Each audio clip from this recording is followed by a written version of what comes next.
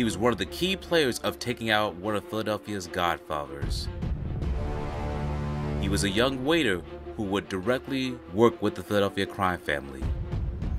He was not a main guy in the group, but he made a bomb that blew up the boss and will one day change the course of their leadership. This is the story of Theodore DiPretoro. As we disclose this video, we'll be only covering the documents of which we would cover on Theodore DiPretoro, as he's only been marked for his criminal history during the early 1980s. There's very little articles going over his personal and background life, but we will disclose based on our research to what we have of him. The beginning. In the year of 1980 would change the Philadelphia crime family forever. The Godfather, Angelo Bruno, who reigned the city of Philadelphia as his godfather for 21 years from 1959 to 1980 due to his untimely demise. The Godfather was brutally gunned down in front of his home on 9th and Snyder Avenue. The untimely demise of Angelo Bruno will mark the beginning of the years of the eternal violence for control of the Philadelphia crime family, leading to a gradual decline in the family's stability. One of the key figures that would play a part of that was Theodore DiPretoro. Angelo Bruno's successor, Philip Testa, also known as the Chicken Man, would take the reign as the city's godfather. However, just like Bruno, there was an eternal conflict happening within the crime family. Frank Chicky Narducci, a long-time member of the Philadelphia crime family, he would work with Pete Casella, the underboss that Testa made under his regime. Peter Casella was a drug dealer and was a longtime family member, and unbeknownst to Testa, there was a coup to go after his rank as the Godfather. Frank Chicky Narducci had the money, but Peter Casella did not, so therefore to overthrow Testa, Frank Chicky Narducci would pay Pete Casella to overthrow Philip Testa, so he would be the boss. In exchange, Peter Casella would be financed through this type of transaction. However, like all other criminal organizations, there comes a trickle-down effect. Peter Casella had his driver, Rocco Marinucci, who was not a made member, but he was an associate.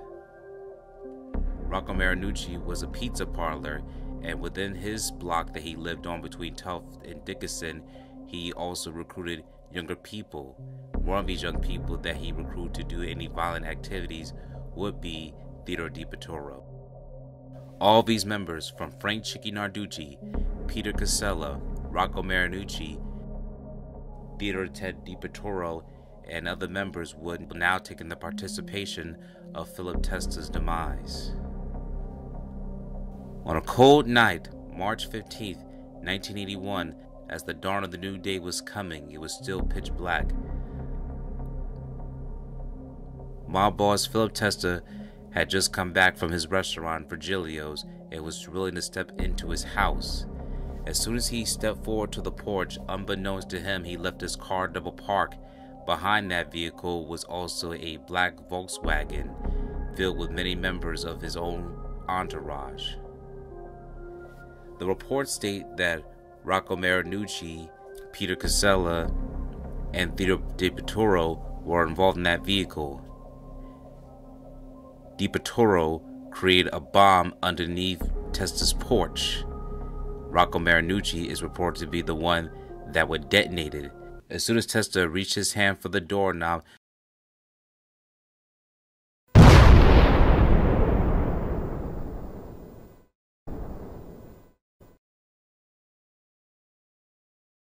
there was a massive explosion that blew the reigning Godfather into bits. He was mortally wounded. The whole block of Porter Street would take a huge smash, will feel the rumbling effects of the explosion, destroy windows, property, and will blow up his whole entire porch, waking up the entire neighborhood of the South Philadelphia region. Testa will succumb to his injuries, and this will mark another loss of the city of Philadelphia, losing two godfathers in less than a year. It's unprecedented and untimely. As the rumors and media started circulating around, so were the family members that were a part of the entourage.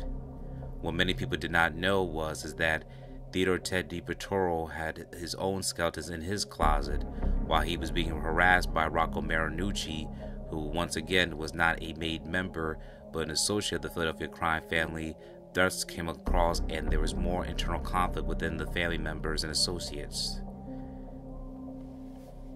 Here's from the article from the Philadelphia Inquirer. June 11, 1982, Philadelphia Inquirer. In the neighborhood, some say that there were whispers at work.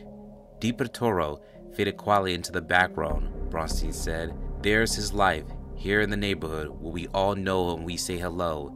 And there's the other life where we don't know anything about. Only 3 months ago, another figure similar in the neighborhood was found slain, shot 5 times in the upper body, his throat stuffed with large firecrackers.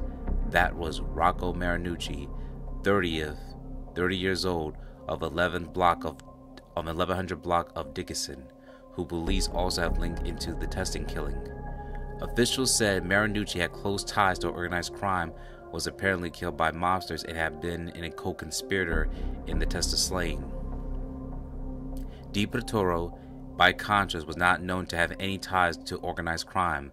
The Pennsylvania Crime Commission said, in discussing Marinucci, a neighborhood complained that she had noticed a serious increase of drug activities along the quiet streets in recent years.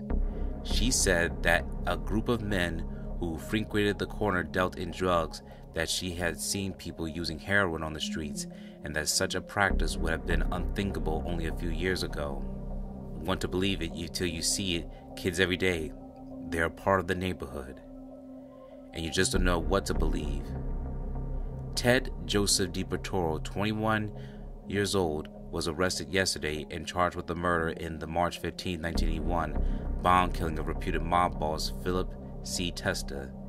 Teddy, as he is known in the neighborhood, grew up on 2 blocks row house with green awning in the heart of Philadelphia's Italian neighborhood. A geranium blossoms on the porch.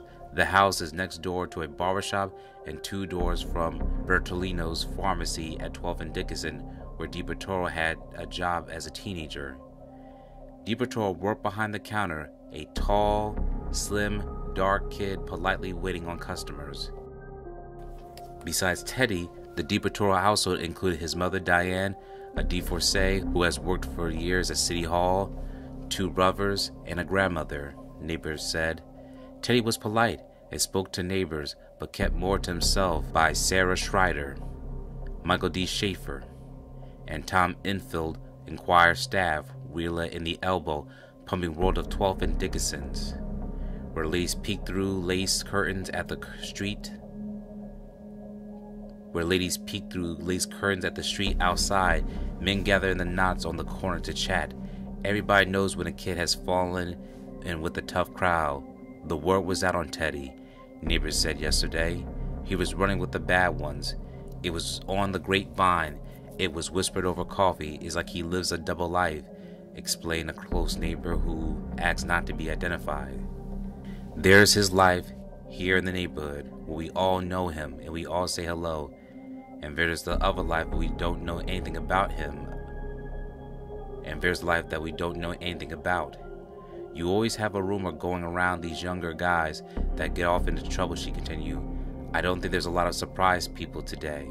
But you don't know, as quiet and well-spoken, he just came in and did his job, Bronstein said. He said DiPretoro was sent to bookbinders by Local 301 of the Waiters and Waitresses Union in response to a request for a busboy. Being quiet and soft-spoken apparently is a trait in the DiPretoro family, neighbors said. They're quiet people. They don't bother nobody, one said. Some people, they bother you, and you say, well, I'm not surprised. By this family wasn't like that. Waiter charged in Testa slaying the other boys, a neighbor said. Each day he went to the old original bookbinders, 2nd and Walnut Street, where he worked for years, first as a busboy and then as a waiter, according to Jack Bronstein, vice president of the restaurant. He was just so quiet, Bronstein added. He never raised his voice. He will always do you favors. Bronstein said that DiPretoro had not been at work since Friday, and no one there knew why. He was always described by coworkers as very bright, Bronstein described it as one Testa's Porter Street home after slaying of Bruno in March 1980, according to authorities. Now we will turn over to the Philadelphia Daily News. This article was written on November 16, 1982 by Jennifer Preston. It says, the title of the article is labeled, Testa murder suspect admits killing pal over stolen candy. Theodore Teddy DiPretoro, awaiting trial in the bomb sling of reputed Philadelphia mob boss Philip Testa, pleaded guilty yesterday to murdering a childhood friend over a stolen box of Valentine's Day chocolates.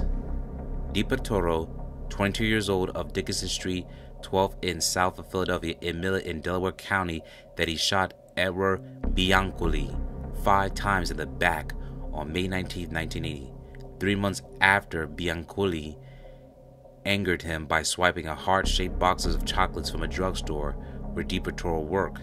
The skeletal remains of Biancoli, 21 years old, also of South Philadelphia, were found 7 months later in a marshy area behind the International Airport in the Teancum Township, Delaware County. He pled guilty. In a soft-spoken voice, Judge Clement McGovern found him guilty of first-degree murder. The conviction carries a mandatory life sentence. I think he's maybe should have gotten the electric chair, said Biancoli's mother, Anna, who wept quietly during the proceeding at the county courthouse in media. 3 weeks after Eddie didn't come home, I asked Teddy if he had seen my son. Teddy just turned and walked away. DiPretoro wore a navy blue blazer and gray pants and stood erect with his hands clasped together as Assistant District Attorney Doug Smith read aloud a statement DiPretoro gave police June 10, 2 days after he turned himself in to federal authorities. According to the statement, DiPretoro said Biancoli got him in trouble by stealing chocolate shortly. And also he admitted in the statement that he became more angry with Biancoli when the late Rocco Marinucci told him Biancoli worked as a police informant and planned to rob DiPretoro's mother's home. Marinucci was found shot to death with firecracker stuff in his mouth in the South Philadelphia alley last March 15th, the anniversary of Testa's death. Marinucci, 30 years old, as a pizza parlor operator, had been named by DiPretoro as an accomplice in Testa's murder, according to police sources. Police say Marinucci's death prompted DiPretoro, who became fearful in his own life, to surrender to the federal authorities and admit his role of Testa's murder and the shooting death of Biancoli. He understood that there was a contract out for him, said DiPretoro's attorney, Louis Lipschitz. He also been made up his mind before that it would make it impossible for him to live without admitting his involvement in Biancoli's death. It was only he felt he could survive.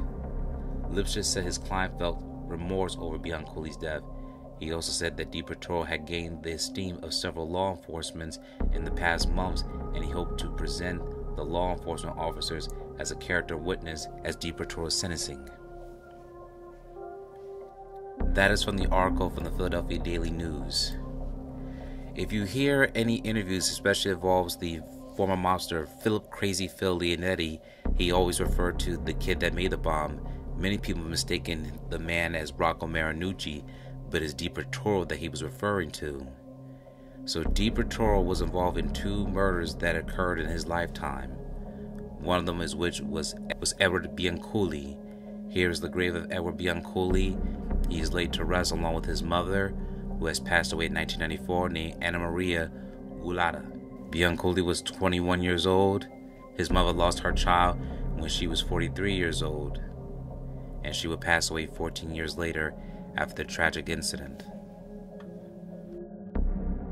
Feared for his life, DiPretoro always had concerns about his safety after the death of Rocco Marinucci and his involvement with the Testa bombing and the slaying of Biancoli.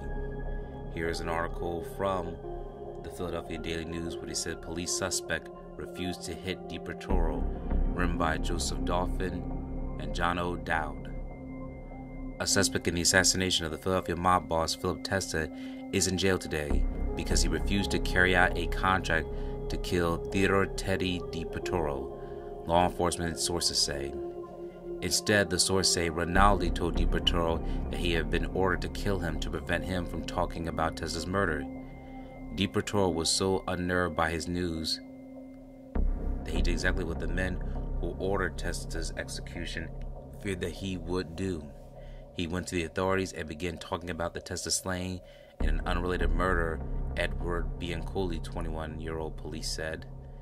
DiPretoro, a 21-year-old waiter from Dickinson Street near 12th, was charged last week in the Testa slaying. Sources said that he admitted participating in both murders, implicating Rinaldi and the killing of Biancoli, whose remains were found in the Tincium Township of Delaware County in December 1980. Rinaldi, 23 years old, of Ventnor, New Jersey, a 40,000-year-old floor man of the Tropicana Hotel and Casino in Atlantic City, was held by Delaware County District Justice Leonard McDevitt without bail last night on the murder and conspiracy charges in connection with Biancoli's death, and was sent in Delaware County Prison. He was picked by the police of the Tropicana late Thursday night and was returned to Delaware County yesterday after he waived extradition in Atlantic County. Although he has not been charged in the Testa case, source said, Rinaldi, who has no previous police record, remains a prime suspect because Rinaldi tipped DiPretoro about the contract and had been put out on his life. The sources said DiPretoro, a reluctant to tie to his friend to the Testa murder. They gave no other explanation why DiPretoro is willing to link Rinaldi to the Biancoli slaying. DiPretoro is said to have admitted that he shot Biancoli and had said that Rinaldi was present. According to the sources, DiPretoro, Rinaldi, and Rocco Marinucci were together in a van parked in Testa's home on Porter Street when Testa was killed by a bomb on March 15, 1981. Sources say DiPretoro has admitted that making and planted the bomb, and that he said Marinucci detonated from the van with a remote controller device. Marinucci, who owned the van, was found shot to death with firecrackers stuffed in his mouth March 15th on the anniversary of Testa's killing. Information developed by the investigators indicate that Marinucci, a bodyguard and driver of reputed mobster Peter Casella, put together the team hit on Testa. Casella, 75 years old, as the underboss to Testa, according to the Pennsylvania Crime Commission. Sources said that he was the rival of Testa's rival for power in the organizations, particularly after the murder boss of Angelo Bruno in March 1980. After Testa's death, the mobster leadership had passed Nicodemo, Little Nicky Scarfo of Atlantic City, rather than Casella's officials said. The murders of Testa and other mob figures is being investigated by a unique task force made up of the FBI agents and Philadelphia police from the homicide and organization crime units. They hope, sources said, and the arrest of DiPretoro and the implications of Rinaldi and the Testa killing can lead them to those who ordered the execution. Here is the photo of Michael Rinaldi.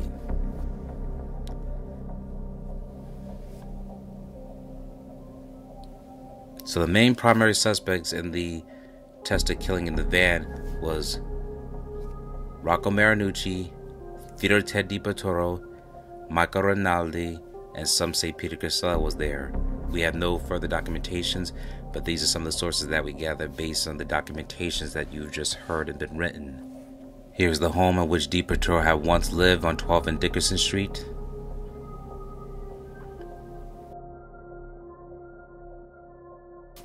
And there's been so much different things that's happened to all these Philadelphia crime family members after the slaying of Testa. Frank Chicky Narducci lost his life in the barrel of gunfire through Philadelphia crime family members. Rocco Marinucci also was slain, as we mentioned before in the articles. Peter Casella was banished from the Philadelphia crime family and died just a few years after the brutal executions of all his associates. Theodore DiPretoro was found guilty and is currently serving a life sentence even to this day. His mother, Diane DiPretoro, had passed away in June 2008. Here's also a picture of her obituary. Here's a picture from her obituary from the Philadelphia Inquirer. as you can see here listed from her records and the family relatives. Ted is also mentioned into the obituary as well.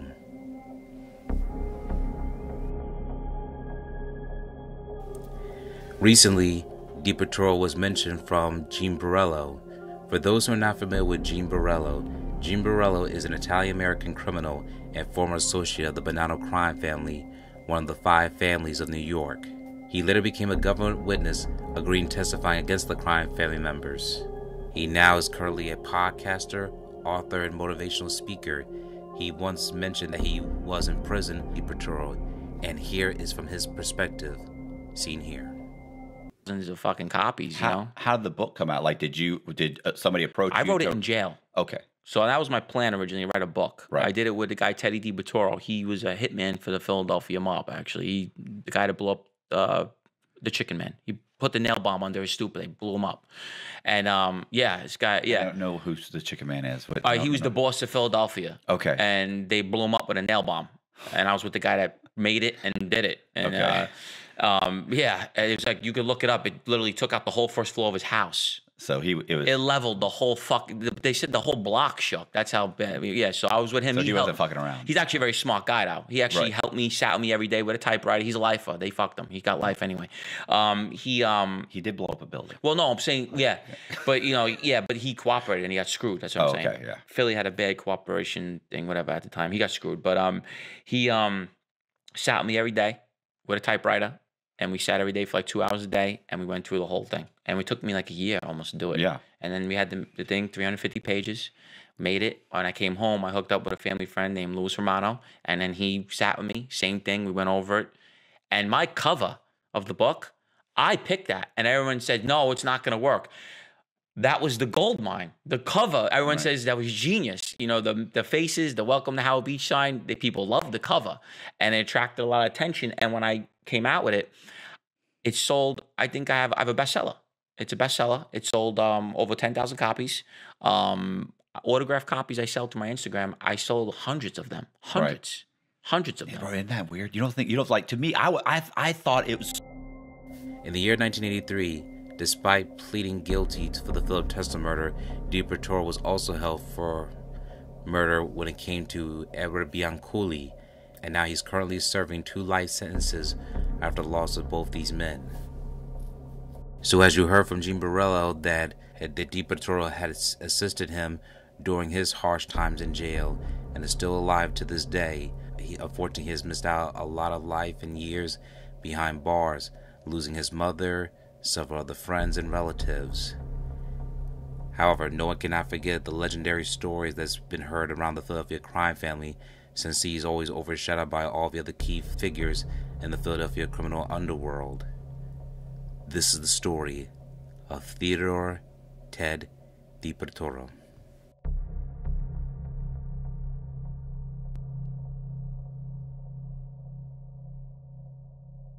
Thank you for watching this video. Please subscribe to our channel and check out more of our content.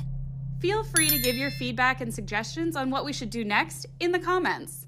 This is Infinite Lee Productions. We love ya.